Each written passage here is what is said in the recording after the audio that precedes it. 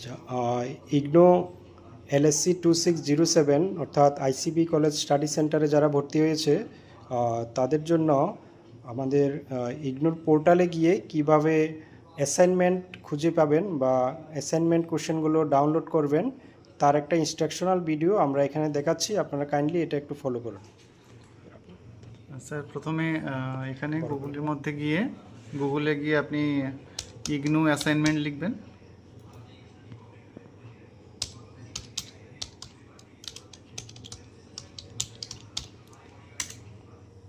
IGNOU assignment লেখার পর sir প্রথমে একটা অপশন আসছে কারেন্ট অ্যাসাইনমেন্ট কিংবা অ্যাসাইনমেন্ট। দেখুন এখানে যেটা কারেন্ট অ্যাসাইনমেন্ট আছে আপনি সরাসরি সেটাতে ক্লিক করবেন। ক্লিক করার পর এরকম একটা আপনার উইন্ডো খুলবে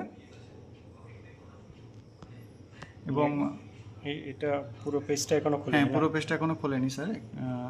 এখানে করার পরে ডান দিকে সার্চ অপশান আছে, একদম ডান দিকে দেখুন সার্চ অপশান আছে, ঠিক এইখানে, এই যে এখানে এই সার্চ অপশানে গিয়ে আপনার যে কোর্সগুলো আছে, যেমন আমি যদি বলি MHI প্রোগ্রামের কথা বলি, তো MHI 101 লার্নার নতুন ভর্তি হয়েছে, সে কোর্সগুলো কি হবে সে কিভাবে জানবে, কোথা থেকে কোর্সগুলো স্যার যখন অ্যাডমিশন নিয়েছে ওই যে অ্যাকনলেজমেন্ট স্লিপটা দেওয়া হয়েছে ওখানেই ওনাদের সমস্ত যে প্রোগ্রামের আন্ডারে কী কী কোর্স আছে সে এবং কোর্স কোড কী কী সব ওখানে দেওয়া আছে। আচ্ছা, তাহলে আগে সেটা ভালো করে জেনে নিয়ে এখানে সার্চ করতে হবে। হ্যাঁ, অ্যাকনলেজমেন্ট স্লিপের মধ্যে পরপর করে 1 2 3 4 করে এখানে দেওয়া থাকবে।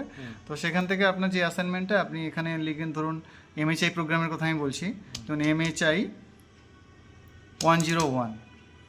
তো যখন আমি এটা সিলেক্ট করব তখন দেখুন MHI 101-এর যতগুলো ওদের সাইডে আপলোড করা আছে সবগুলো এখানে দেখাচ্ছে।